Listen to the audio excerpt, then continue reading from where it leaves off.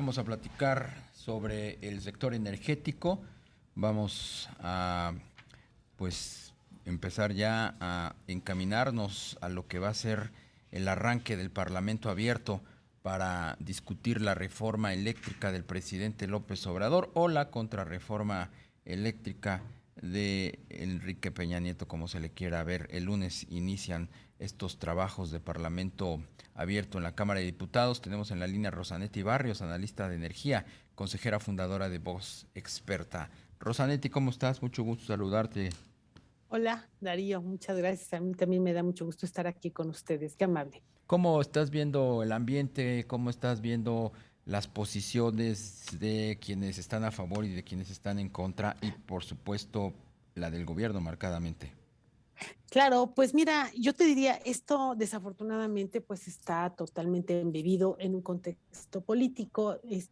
Digamos que para una reforma o un análisis que espero todavía sea estrictamente técnico, hay demasiada carga política. De tal forma que esto se ha llevado, digamos, a un extremo en donde hay que plantear si estás a favor o si estás en contra, si eres de un equipo, el equipo de los buenos o el equipo de los malos. Bueno, pues así está. En este contexto, la sociedad se ve de manera natural involucrada y yo te diría auténticamente confundida porque las posiciones son, así como están, son extremas. Es alguien no está diciendo las cosas correctamente, toda vez que las visiones son totalmente opuestas. Por un lado te dice el gobierno, esto es para que México tenga electricidad, mejores precios, la CFE, ta. Y por el otro lado, quienes hemos planteado directamente elementos muy preocupantes de la reforma, lo que estamos diciendo es esto va a elevar los costos de la energía, va a elevar las emisiones a la atmósfera y sobre todo, desde mi punto de vista, es una medida que tiene tantas consecuencias políticas que debilita la democracia. Por supuesto, Rosanetti. Buenas tardes, te saluda Rogelio Varela. Como lo Hola, mencionas, Rogelio. el diálogo está pues entrampado, la discusión política pues prevalece. Eso digamos que limita la posibilidad de que se pueda flexibilizar esta iniciativa que presentó el Ejecutivo en materia eléctrica. Pues mira, yo creo que las declaraciones propias del Ejecutivo son muy claras, es decir, en esta ocasión, su postura en otras ocasiones ha sido de no se mueve ni una coma, no está así. Él mismo ha hablado de, digamos, una mesa de negociación en la Secretaría de Gobernación y ha puesto él en sus discursos como sus mínimos indispensables, dentro de los cuales se encuentra el litio, ¿no? Temas de litio, por ejemplo. Bueno, entonces, bajo esa lógica, parecería que hay espacio para hacer algún cambio, eh, digamos, que sea distinto a lo que se propuso. Yo te diría, sí, qué bueno. Sin embargo, a mí no deja de preocuparme que se abra la Constitución. Al abrir la Constitución, la verdad es que nadie sabemos en qué puede acabar esto.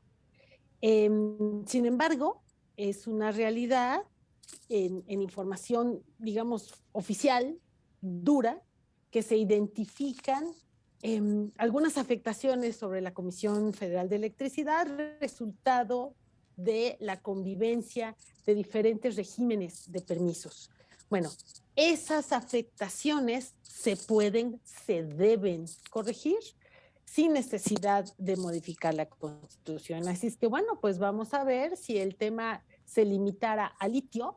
Yo te diría, bueno, pues parecería que pudiera ser, se pudiera establecer algo razonable, pero insisto, yo no quiero dejar de observar que abrir la Constitución es una decisión peligrosa. Rosanetti, regresando a lo que es la discusión de la contrarreforma o la reforma eléctrica de López Obrador, ¿sientes tú o has percibido que el gobierno haya eh, dosificado su posición original o por el contrario, que la haya endurecido? Porque si escuchamos, por ejemplo, la narrativa del Consejo Coordinador Empresarial, las declaraciones recientes de su presidente Carlos Salazar, Uno pensaría que el gobierno estaría flexibilizando su postura original, incluso pues el estar teniendo como interlocutor previo a este Parlamento al secretario de Gobernación, Adán Augusto López, que si de algo se caracteriza es precisamente de ser una persona más conciliadora. Sin duda, coincido. Insisto, el presidente ha mandado una señal de, bueno, a ver, vayan para allá y a ver qué se puede negociar. Sin embargo, las autoridades o el equipo, digamos, los representantes del Ejecutivo del lado de la energía no se han movido una coma. ¿Quién va a ganar? Entonces, no lo sé. Espero que la apertura, vamos a decir, que el Ejecutivo propio ha adoptado al abrir ese espacio en gobernación sea realmente la posibilidad de que México termine con un modelo energético, un modelo eléctrico que de verdad nos ayude a todos los mexicanos a tener energía barata, limpia y de calidad en el menor tiempo posible.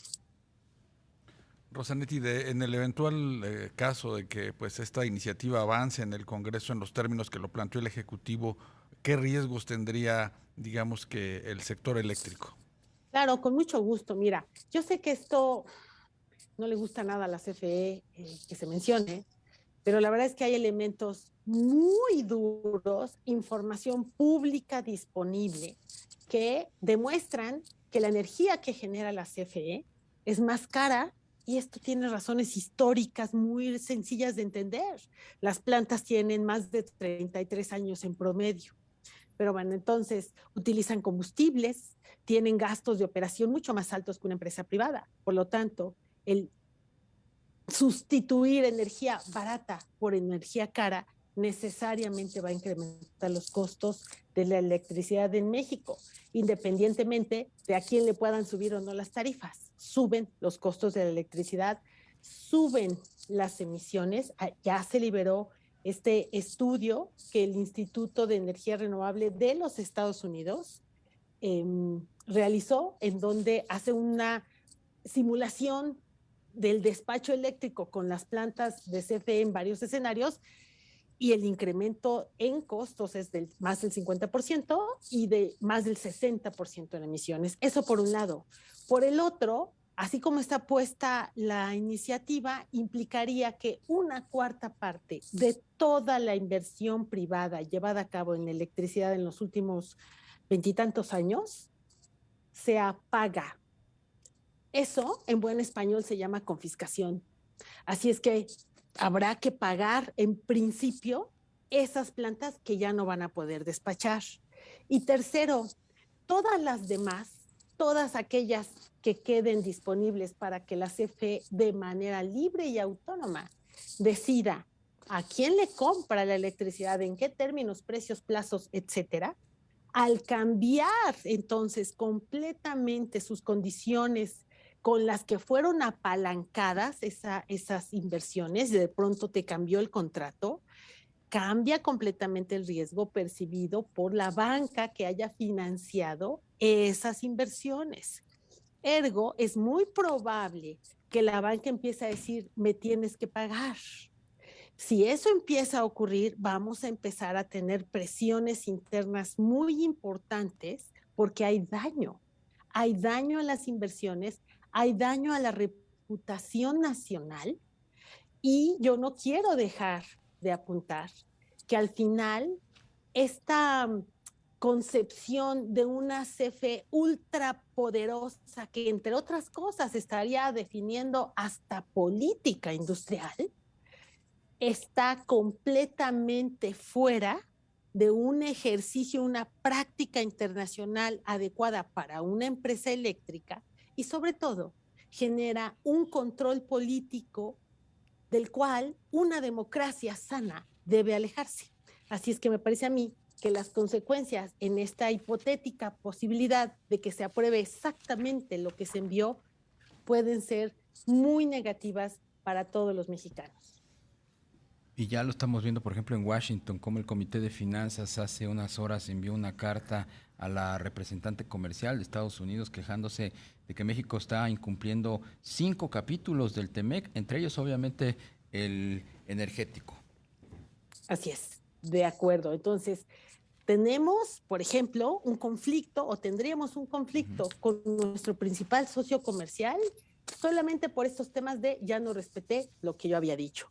Claro. Y después viene, y no hay que olvidarlo, esta decisión global de impulsar la transición energética, que eventualmente va a terminar seguramente estableciéndose, digamos, en diferentes países con nuestros, que son lo de los que somos socios comerciales, ciertos mecanismos para, digamos, penalizar las emisiones de carbono, impuestos al carbono, algún tipo de incentivo, digamos, para eso.